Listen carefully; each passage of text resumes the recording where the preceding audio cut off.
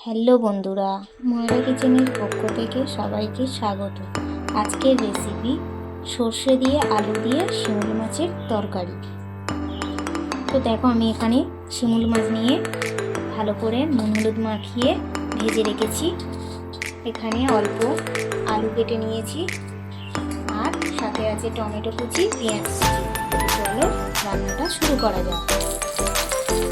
মাছ ভেজে নিয়েছিলাম, কড়াতে তেল ছিল, সেই তেলের মধ্যে দিয়ে দেবো পেঁয়াজ কুচি। ভালো করে পেঁয়াজটা ভেজে নেব। পেঁয়াজটা হালকা ভাজা হয়ে গেছে, ওর মধ্যে দিয়ে দেবো কেটে রাখা আলুগুলো।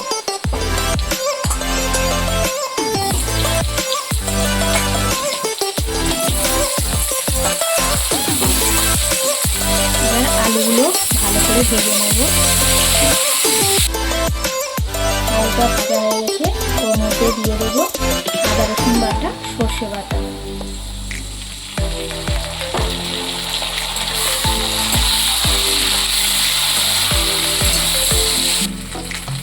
এবারে দিয়ে দেবো টমেটো কুচি।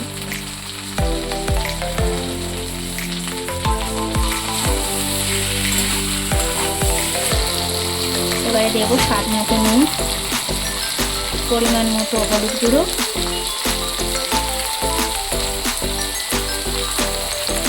কাশ্মীরি লঙ্কার গুঁড়ো।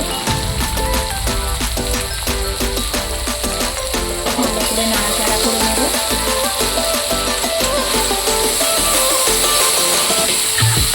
সামান্য জল দেব।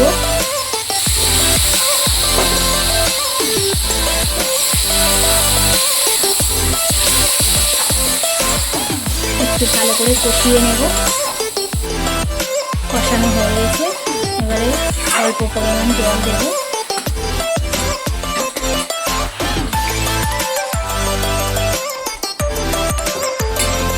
আবার একটু নাড়াচাড়া করে নেব। ফুটতে দেব।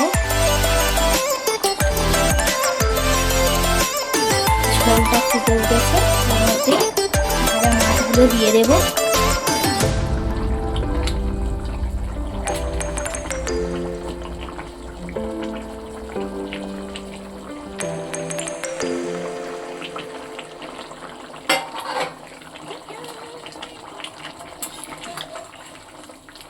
আমি বেশি এখানে জল দিইনি, ঝোলটা মাখা মাখা হবে।